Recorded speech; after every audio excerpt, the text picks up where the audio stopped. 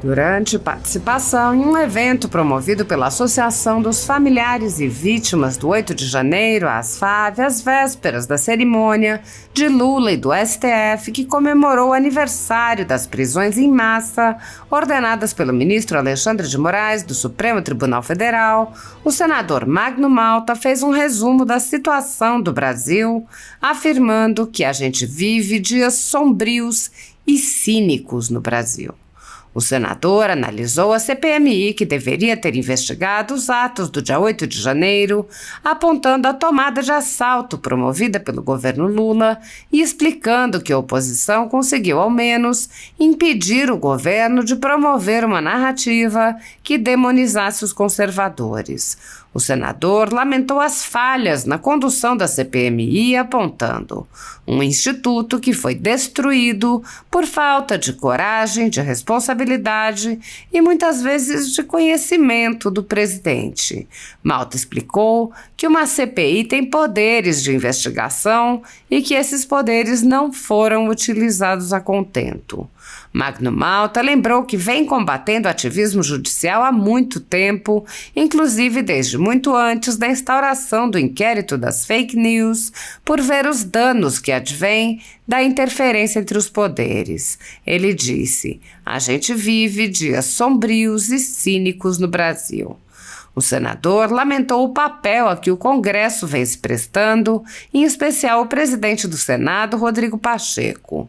Malta criticou os parlamentares que se sujeitam aos interesses do governo Lula e pediu à população que vote em candidatos conservadores e apoiados por Bolsonaro, assinalando: "O Senado é a eleição mais importante que a presidência da República." A ditadura da toga segue firme. O Brasil tem hoje presos políticos e jornais, parlamentares e influenciadores censurados. A Folha Política tem toda a sua receita gerada desde 1º de julho de 2021, confiscada por uma canetada do ministro Luiz Felipe Salomão, ex-corregedor do TSE, com aplauso e respaldo dos ministros Luiz Roberto Barroso, Alexandre de Moraes e Edson Fachin. Todos os rendimentos de mais de 30 meses de trabalho do jornal estão sendo retidos sem justificativa jurídica. Anteriormente, a Folha Política teve sua sede invadida e todos os seus equipamentos apreendidos a mando do ministro Alexandre de Moraes. Mesmo assim, a equipe continuou trabalhando como sempre, de domingo a domingo, dia ou noite, para trazer informação sobre os 3 poderes e romper a espiral do silêncio imposta pela velha imprensa, levando informação de qualidade para todos os cidadãos e defendendo os valores, as pessoas e os fatos excluídos pelo mainstream, como o conservadorismo e as propostas de cidadãos e políticos de direita. Se você apoia o trabalho da Folha Política e pode ajudar a evitar que o jornal seja fechado pela ausência de recursos para manter sua estrutura, cumprir seus compromissos financeiros e pagar seus colaboradores, doe qualquer valor à empresa Raposo Fernandes por meio do Pix, cujo QR Code está visível na tela, ou por meio do código ajude@folhapolitica.org. Caso não utilize Pix, há a opção de transferência bancária para a conta da empresa Raposo Fernandes, disponível na descrição deste vídeo e no comentário fixado no topo. A Folha Política atua quebrando barreiras do monopólio da informação há mais de 10 anos e, com sua ajuda, poderá se manter firme e continuar a exercer o seu trabalho. Pix ajude@folhapolitica.org. Assista. Boa noite a você, boa noite, muito obrigado, boa noite, minha querida Bia, boa noite ao Nicolas. Para com essa história de ficar me chamando de avô, velho, você já pegou e já estou com minhas netas aí, com ciúme e tal, até porque elas acham que você não tem idade de ser meu neto, né? Mas eu fico feliz de estar aqui nesse painel com a Bia, com o Nicolas, sim, e a Bia é uma companheira desde antes do impeachment, né? Eu estava no impeachment como senador e ela como militante, e assim, Eu tinha o prazer de dar entrevista para ela todo dia, a internet estava chegando, o YouTube chegando, o Nicolas estava nascendo nessa época do impeachment da Dilma, né? Mas já com uma gana dentro do berço, de querer sair do berço, de querer ir para a guerra, botar uma mochila nas costas. E, bom, eu sou um segundo vice-presidente, que pouco participei, na verdade, porque era muito mais uma figuração.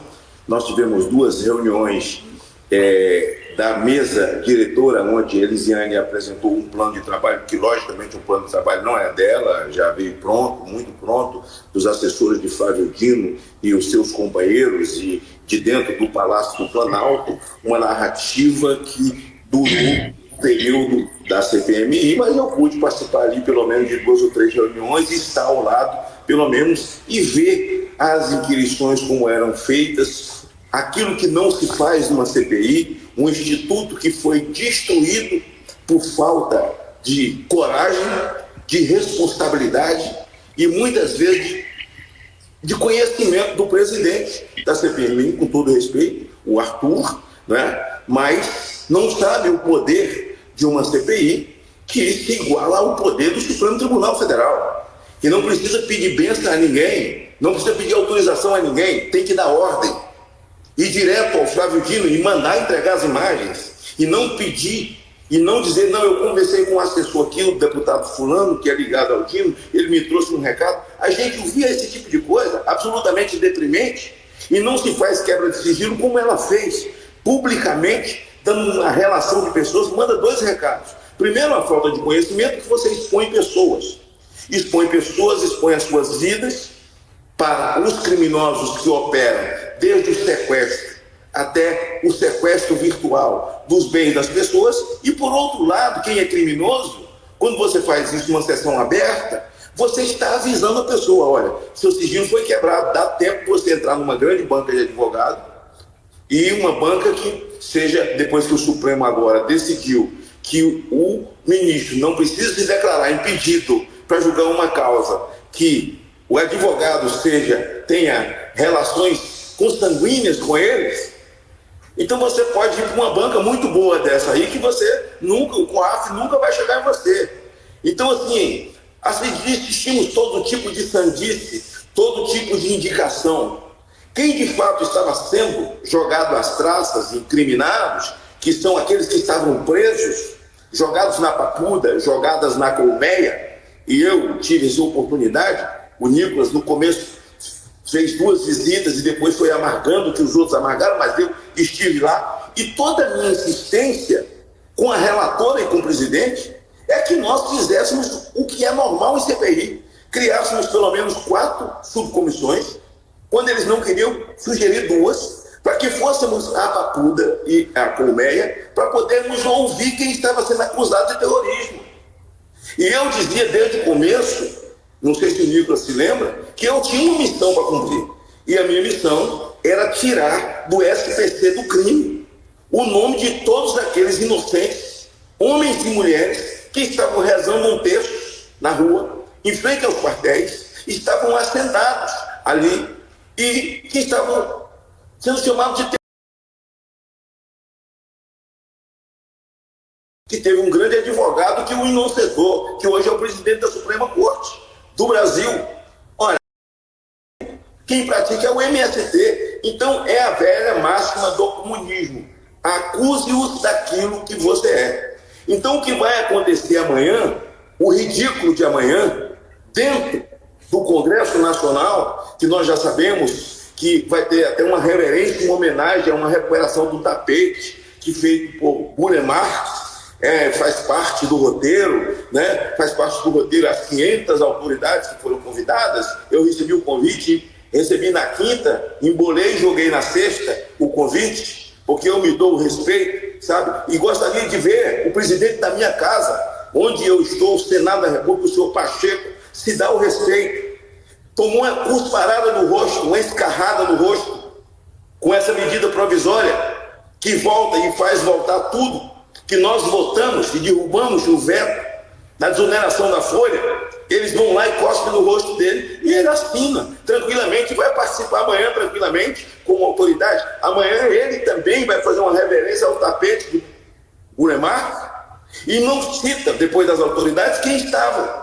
Mulheres, homens, inocentes, velhos, novos, assentados pacificamente nos gramados da esplanada dos ministérios, não foram convidados. Não consta que terá uma homenagem ao Clébis, ao Clezão, amanhã, nesse ato, que nada tem a se comemorar. Nós temos aí um inocente morto pelo caminho, outros ainda que estão presos e com tornozeleira. O que se tem a comemorar num dia e que 3 dias antes se revela que havia um plano para sequestrar e enforcar um ministro do Supremo Tribunal Federal. O contrassenso de amanhã de Lula e Alexandre de Moraes, que estava na França no dia 8, e quando se fala daqueles tais avisos feitos pela inteligência do governo e feita pelos órgãos de inteligência que poderia ter tumulto dia 8, então o ministro não estava dia 8, pode ter participado das reuniões que aconteceram 6, 7, 5, eu não sei. Ou existe como é que se diz? Meu Deus. O nome fugiu quando o nome voltar eu falo. Que age e depois dá o resultado. Porque se o ministro estava dia 8, ele ia se apresentar que dia para ser enforcado? Porque o enforcamento seria dia 8. Ou ele foi para a França para não ser enforcado? E aí, Elisiane Gama, eu preciso me dirigir a ela agora.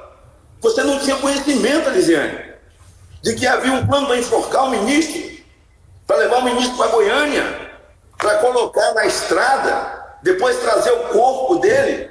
E o ministro narra isso assim como roteirista, assim, ele não teria condição de ser contratado por lugar nenhum, porque é um roteirista canastrão.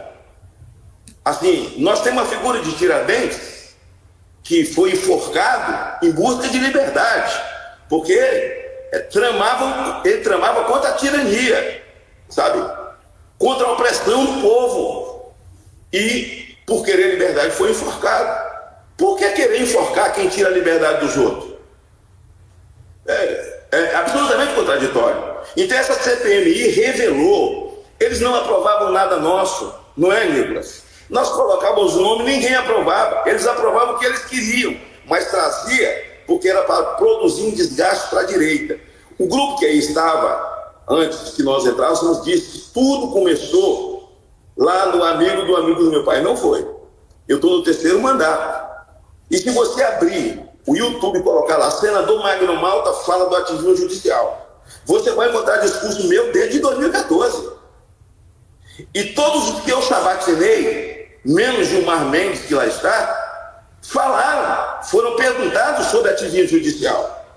A Rosa Weber respondeu para mim o seguinte: quando um juiz que é colocado para cuidar da Constituição resolve dar pitaco na política, ele precisa tirar sua toga e ir para a rua discutir a eleição. Corretíssimo, corretíssimo. Mas foi para lá.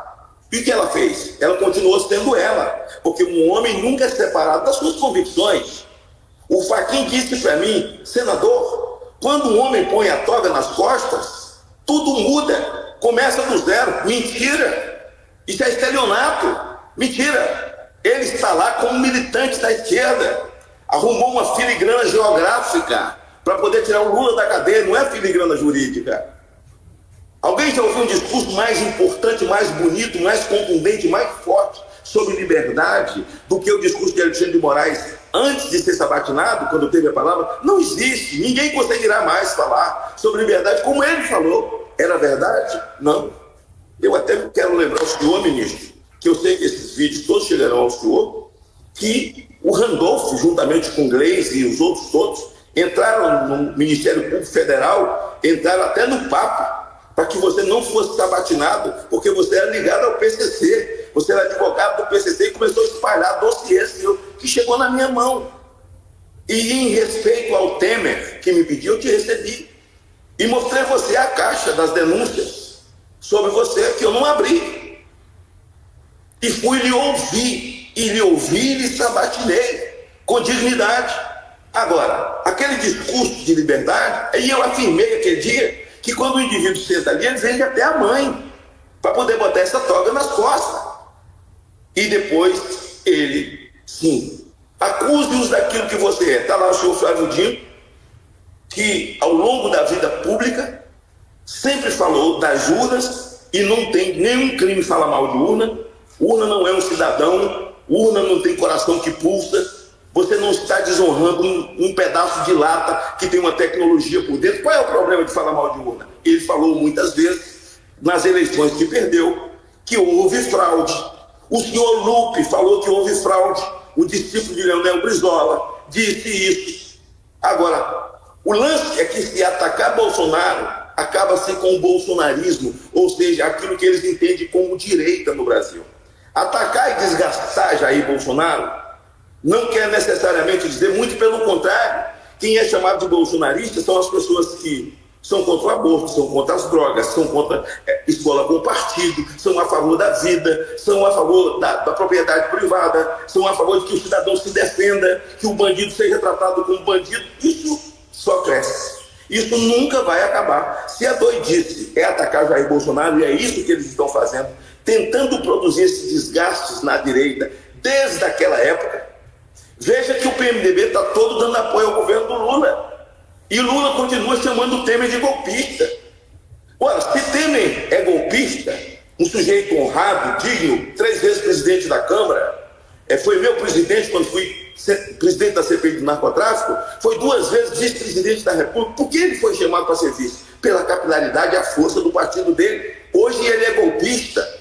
O partido dele dá apoio para o Lula. Então, quer dizer, se Temer aplicou um golpe, Alexandre de Moraes é fruto de um golpe no Ministério da Justiça, ele é fruto de um golpe dentro do Supremo Tribunal Federal. Implica dizer que todas as ações dele são nulas. E depois que ele diz que havia uma trama para matá-lo e ele revela, ele tem que se declarar impedido nesse processo, nessa tal PL das fake news, porque ele é parte disso. Então nós estamos vivendo dias, dias cínicos, dias sombrios e cínicos no Brasil. E esse escândalo, essa cortina de fumaça, né, que eles estão fazendo após o escândalo do show da morte da Jéssica, que a grande imprensa está caladinha, está mutinha, não fala nada, absolutamente nada sobre o choro, a dor, a lágrima daquela mãe, o sofrimento, a depressão de uma menina que se... por causa de um conluio, de uma quadrilha de difamação. E aliás, Nicolas, o meu pessoal começou a levantar, Bia, no dia que eles me acusaram de racismo, eu faço um vídeo de 8 minutos falando sobre o Vini Júnior, eles pegam a minha analogia e ela é publicada ao mesmo tempo, aquele minuto de analogia, em todos os perfis, Nicolas. Todos os perfis. E logo em seguida, entraram com uma queixa-crime contra mim, nos tribunais, com crime de racismo. Os mesmos puxadinhos, PSOL, né, Rede. Então, o que aconteceu dia 8, e eu estive com Jair Bolsonaro, sim. Orei com Jair Bolsonaro, sim, depois da eleição. E estive muitas vezes, estive com o Nicolas, oramos com Jair Bolsonaro lá. Com Jair Bolsonaro. Quem é que ia assumir o Brasil num momento com pessoas com texto na mão, rezando, orando? O Crezão foi preso, Pacheco, dentro do plenário do Senado, sentado, olhando no celular, ele entregou o celular dele. Onde estão essas imagens? Então a CPMI serviu, nós nos expusemos. Eles traziam uma montanha e nós fazíamos com que a montanha parecia um rato. Aí está a imagem do Crezão. Eu pretendo até, agora que eu estou vendo a posição da cadeira onde ele estava, eu vou até tentar fazer um discurso sentado aí. Assim que nós voltarmos, onde estão essas imagens? Nós tivemos com o ministro Alexandre de Moraes, ele disse a nós que tinha mandado o primeiro Arthur Maia, não tinha que pedir nada para ele, não tinha que pedir nada para Dino, nada, tinha que mandar quebrar, tinha que convocar o Dino, não tem história de ministro. Eu, quando fui presidente da CPI do narcotráfico, convoquei o ministro Renan Calheiros, que era ministro da Justiça. E ele foi à CPI, e a ida dele à CPI resultou na prisão de Debrando Pascoal, porque ele não nos entregou os documentos que nós precisávamos. Então, é o seguinte, eles blindaram o Flávio Dino, porque não agiu, a Força Nacional ali estava, e qualquer autoridade pode dar voz de prisão, eles não dependiam, não esperavam, não precisava esperar o Ibanez. Hoje a narrativa do Lula é dizer que Ibanez estava de conluio com Bolsonaro e com parte das Forças Armadas. As Forças Armadas bem feito, porque Lula disse que se ganhasse a eleição ia botar eles no devido lugar, e Lula está botando eles para dar continência para ditador. Agora eu pergunto, ele ataca o Ibanez, que o Ibanez é do PMDB? Ou esses ministros do PMDB, esses senadores do PMDB, esses deputados do PMDB, ora, vocês não vão defender o Ibanez? Vocês não vão defender o Temer? Vocês vão ficar calados? E dia 9 está marcada uma reunião pelo presidente Pacheco com os líderes. Nesse momento eu dou graças a Deus não ser o líder é Marinho. Porque Pacheco, fica feio. Amanhã você vai participar da solenidade, você vai reverenciar um tapete. Amanhã você vai nos chamar de quê? De baderneiros, de terroristas. O que você vai chamar? Qual será o seu discurso? De que foi um ataque à ditadura? De que nós somos antidemocráticos? Democráticos são aqueles que tiram a liberdade e prendem inocentes? Quem são os democráticos? São aqueles que formam maioria e diz que César e Batista é inocente?